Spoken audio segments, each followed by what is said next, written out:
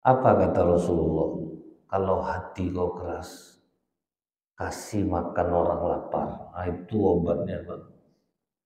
Yang keras hati, kasih makan orang lapar. Ada bapak bu, tahajud rajin pengamuk minta ampun, Pak. Berubah letak gelas kopinya, diempaskan di gelas itu, Pak. Berubah letak aja. Akan keras hati namanya, Pak. Jadi kalau ada bapak ibu yang menderita penyakit seperti ini, pada udah rajin sholat, tapi hati keras, dapat aja makan orang lapar satu, sembuh penyakit itu. Nah, itu kata Rasulullah nih.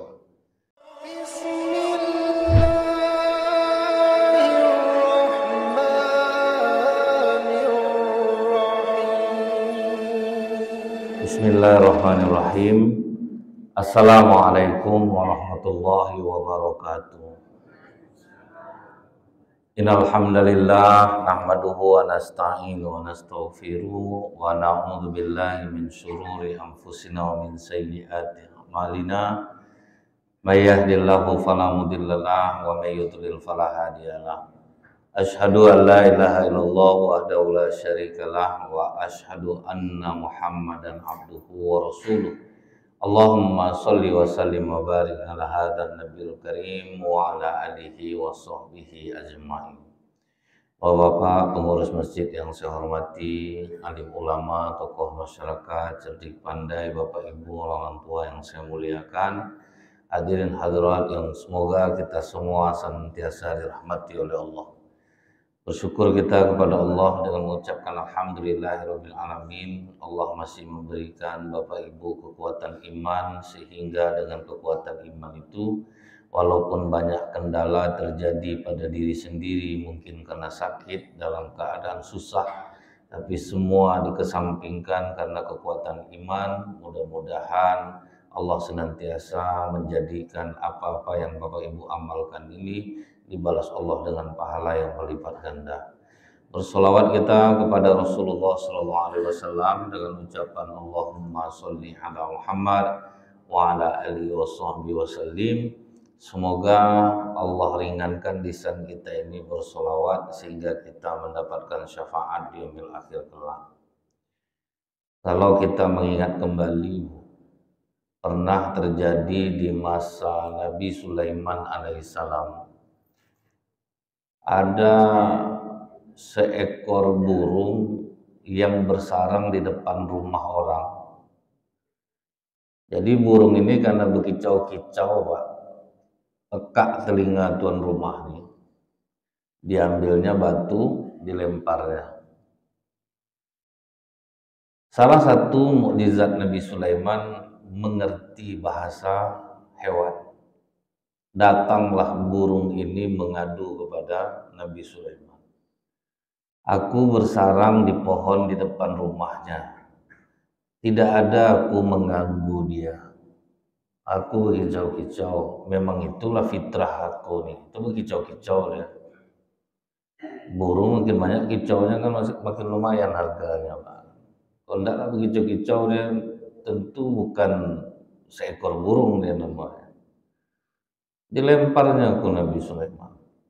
Maka waktu itu Nabi Sulaiman memanggil 2 jin. Karena jin juga di bawah kekuasaan Nabi Sulaiman atas izin Allah. Apa kata Nabi Sulaiman kepada 2 jin ini? Kalian jaga burung ini.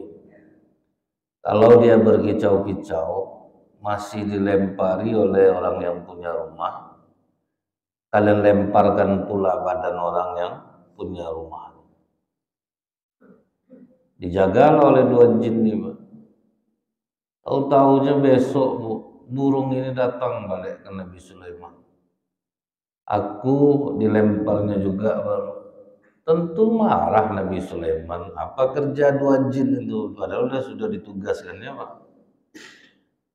Dipanggillah 2 jin, cukup lama datangnya, Pak. Padahal kecepatan jin ini kan cepat, Pak, bisa lambat datangnya. Dan ketika sampai dalam keadaan yang sangat lelah,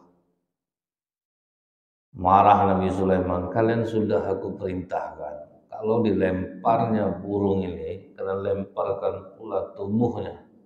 Kenapa tidak kalian lakukan? Kata jin ini, belum kami melemparkan tubuhnya, lebih dahulu malaikat melemparkan kami ke bumi timur dan barat. Berarti kan malaikat pula yang menjaga orang punya rumah nih, Pak. Dipanggil dia kepada Nabi Sulaiman. Kata Nabi Sulaiman, apa yang kau amalkan sehingga malaikat menyelamatkan dirimu? Mungkin kau tidak tahu. Diceritakan Nabi Sulaiman masalah burung itu. Sampai aku tugaskan 2 jin untuk menjaganya. Apabila kau lempar dia, kau akan dilemparkan oleh jin ini. Tapi tidak tahunya justru jin ini yang terlempar. Maka kata orang yang punya rumah ini, kemarin ketika aku sedang makan, sedang lahap-lahapnya mau makan barunya, Pak. Tahu-tahu datang ada orang mengatakan, Tuhan, aku belum makan beberapa hari ini. Bolehkah aku minta makananmu itu? Tidak jadi aku makan. Aku berikan makananku itu kepadanya. Disinilah yang membuat malaikat menyelamatkan dirinya, ngasih makan orang lapar. Jadi siapapun kita ini sampai hari ini, Pak, yang suka ngasih makan orang lapar, dijamin dirinya dijaga oleh malaikat.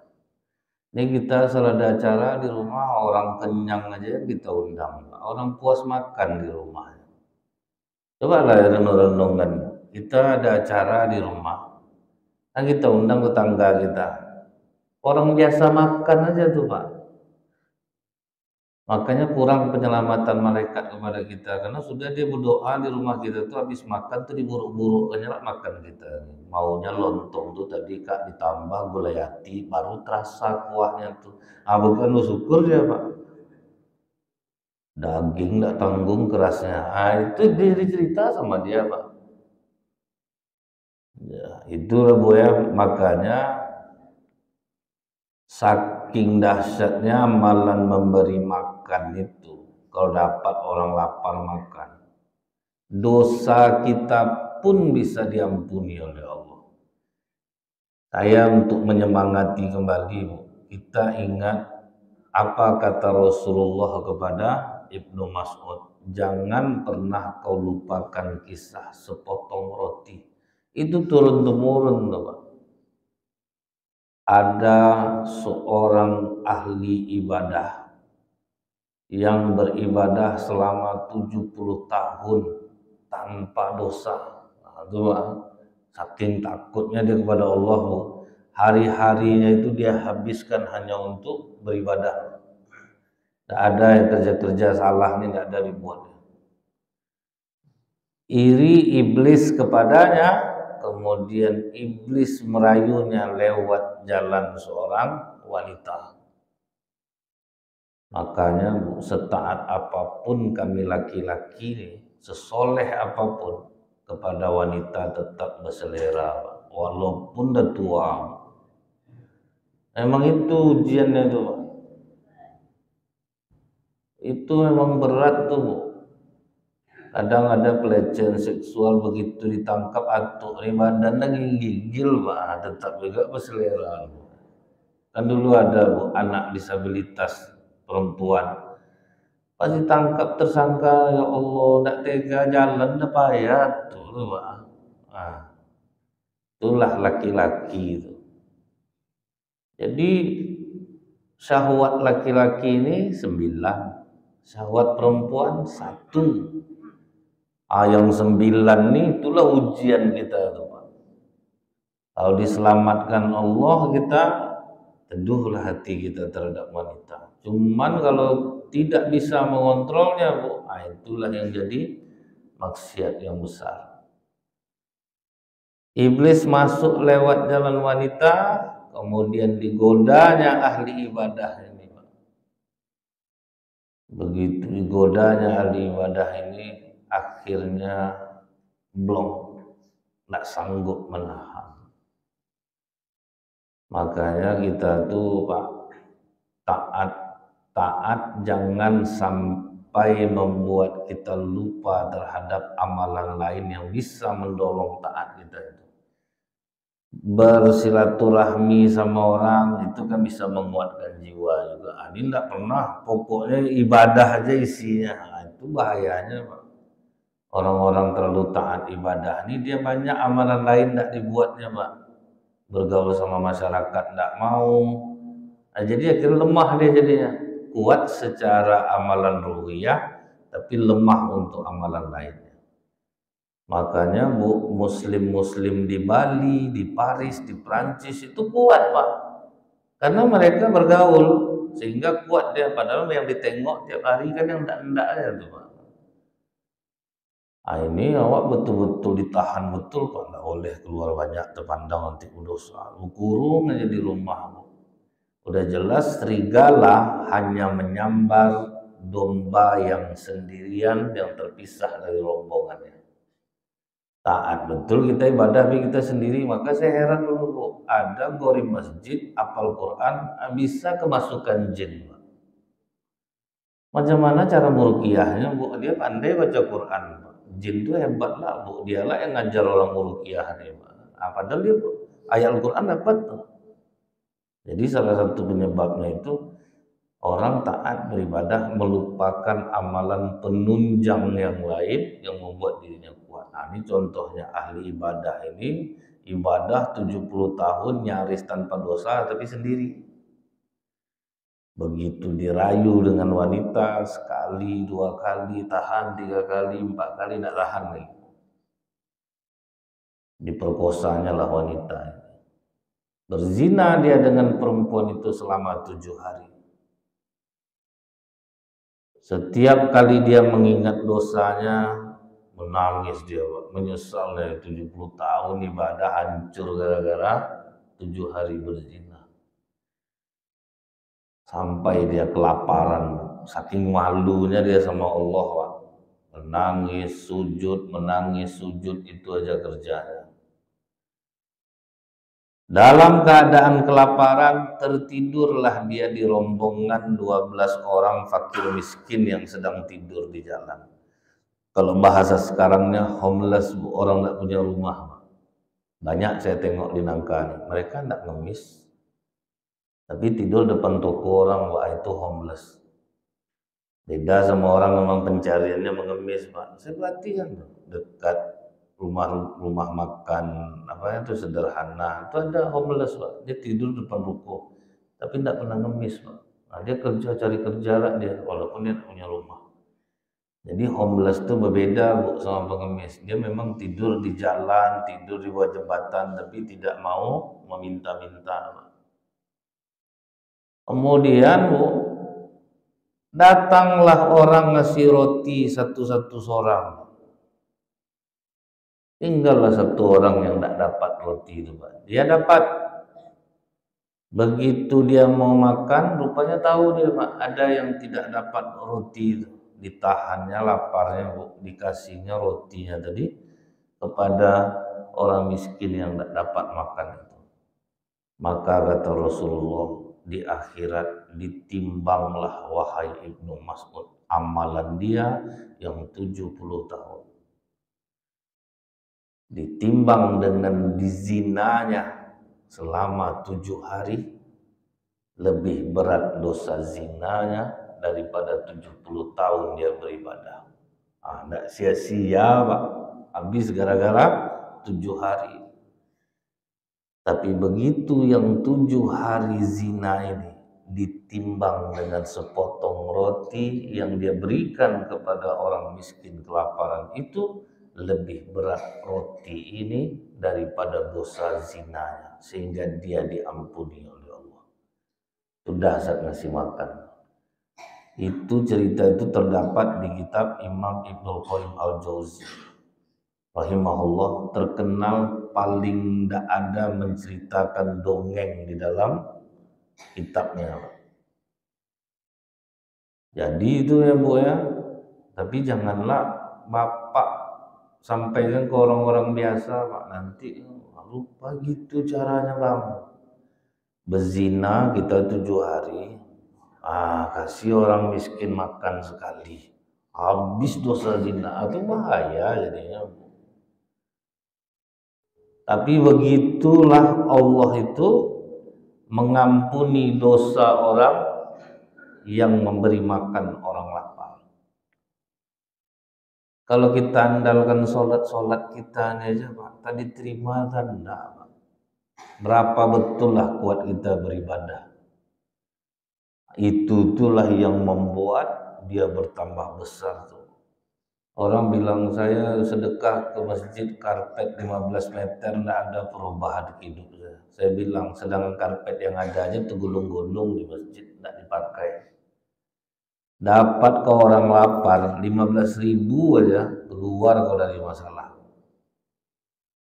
15.000 tapi tepat tempatnya, Pak. Orang lapar itu dahsyat efeknya.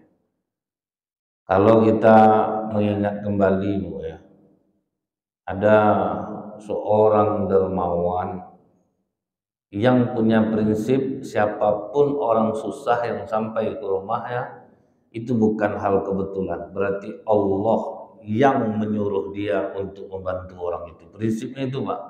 Siapapun yang datang, saking dia ini suka seperti itu, Bu, sampai terpikir oleh 3 orang perampok untuk merampok di rumah dia. Datanglah perampok ketiga, tegak-tegak depan pagarnya.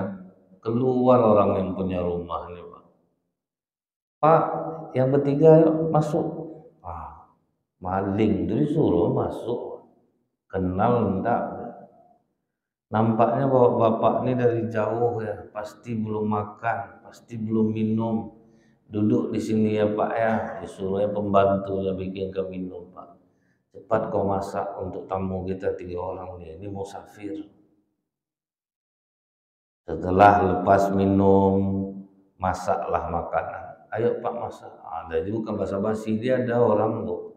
Basa-basi itu, makanlah kita ya biar saya masakkan. Nah, itu kan tak ngajak nama itu, nunggulah dia masak dulu. Dapat orang yang tak ngerti basa-basi, ya lah, Bu, kami tunggu. Nah, panik langsung, Pak, kan.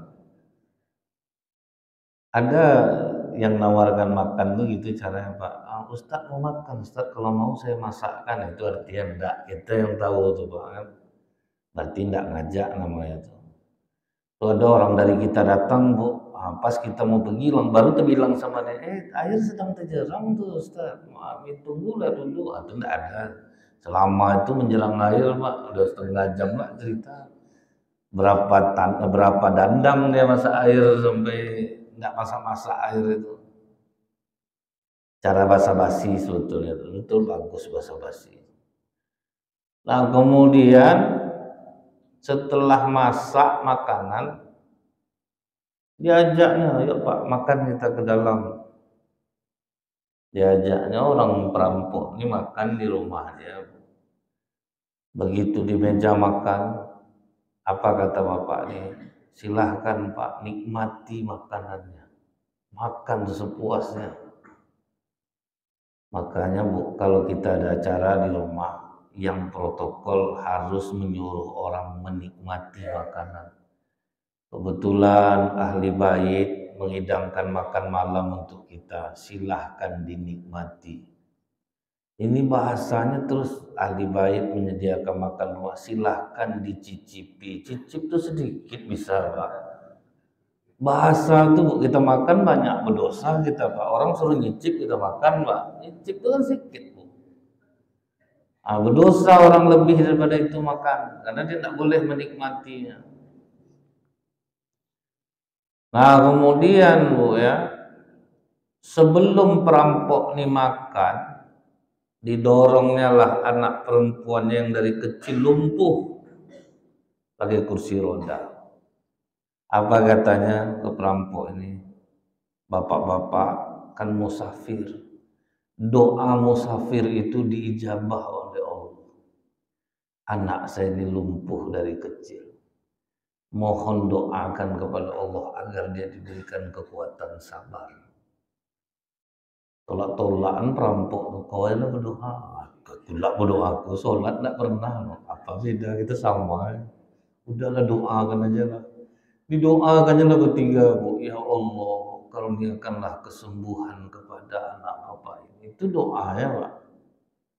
Makanlah dia kenyang-kenyang, Bu. Habis makan, istirahat dia di luar. Kemudian katanya ke bapak ini, Pak, boleh kami numpang tidur di teras? Kamar banyak di dalam, ngapain di teras? Suruh perampok nih masuk. Sampai hancur hati perampok. Tidak tega aku sini, pindahnya lah kita, kata itu perampok.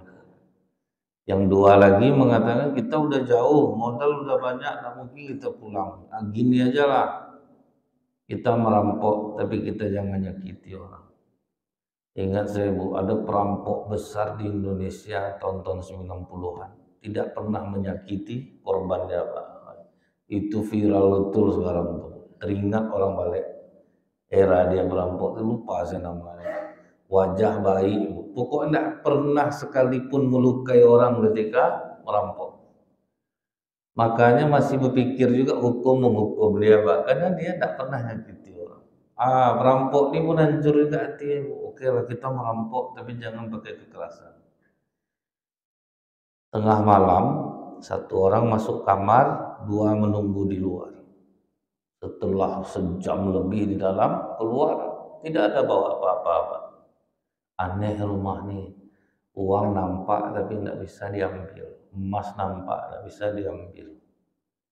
Ribut lah yang berdua nih, bodoh kau itu, kau tidak bisa, banyak alasan kau karena ribut. Bangun bapak yang punya rumah. Ada apa tuan-tuan?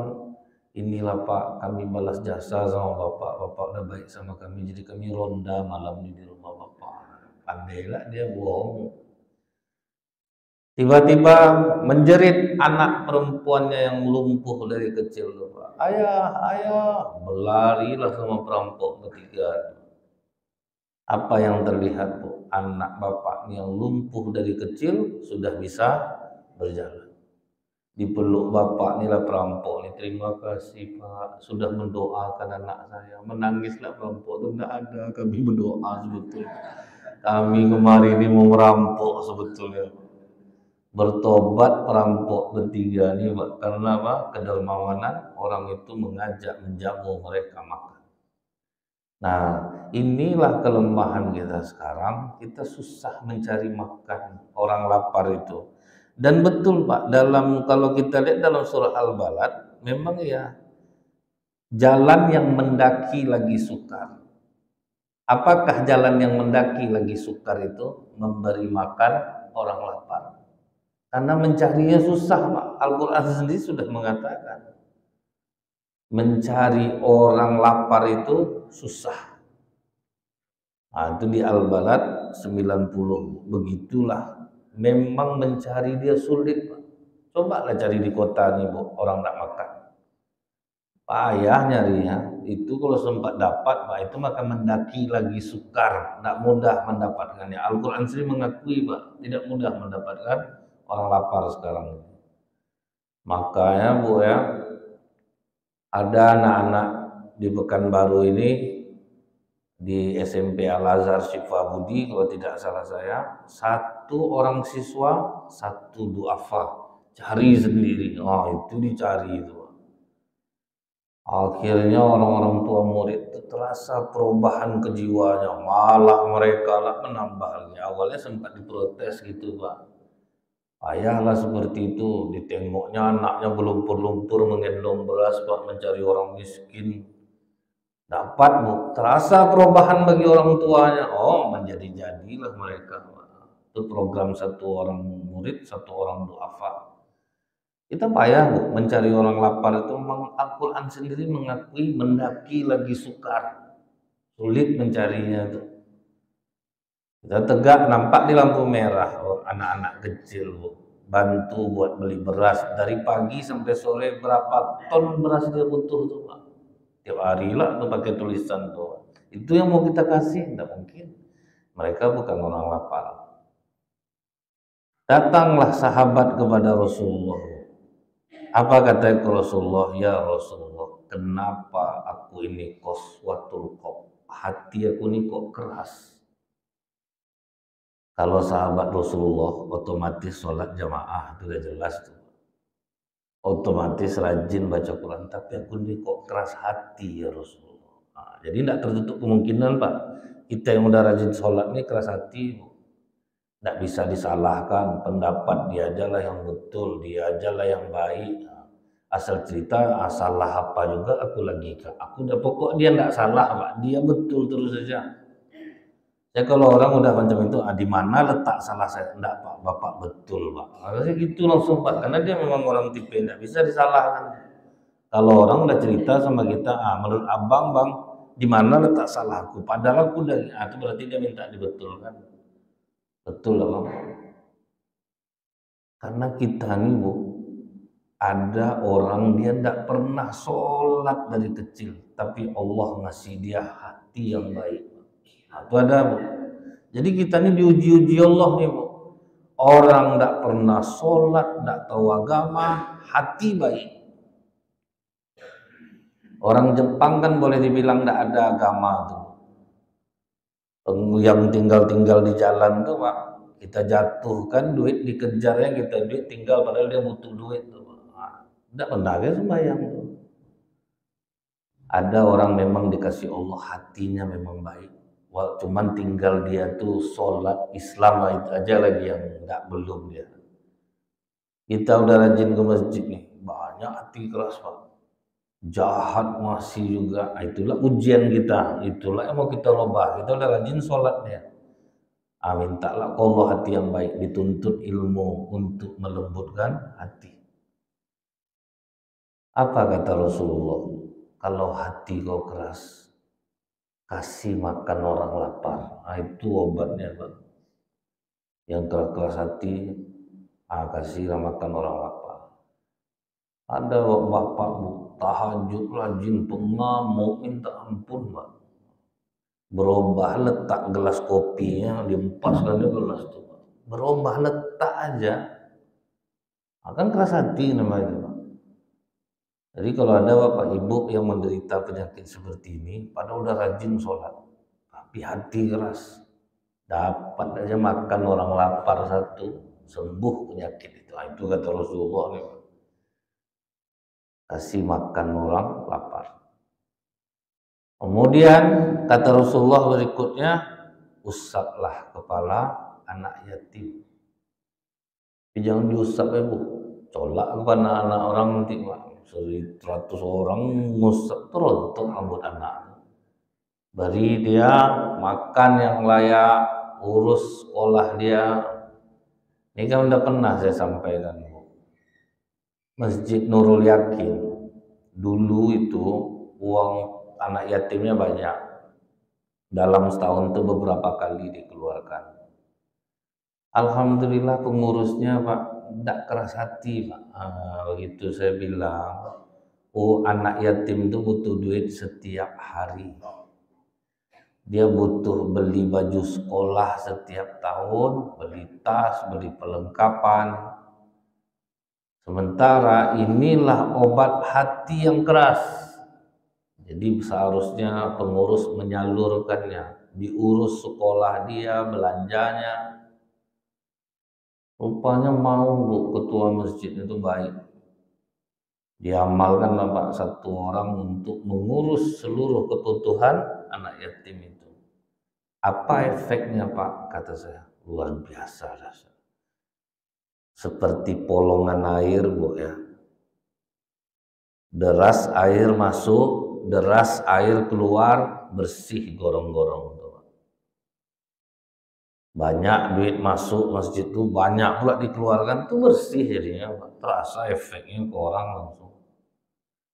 Tapi ini uang masuk banyak, di ujung tersumbat keluarnya, berlumutlah gorong-gorong. Itu yang membuat hati orang tambah keras.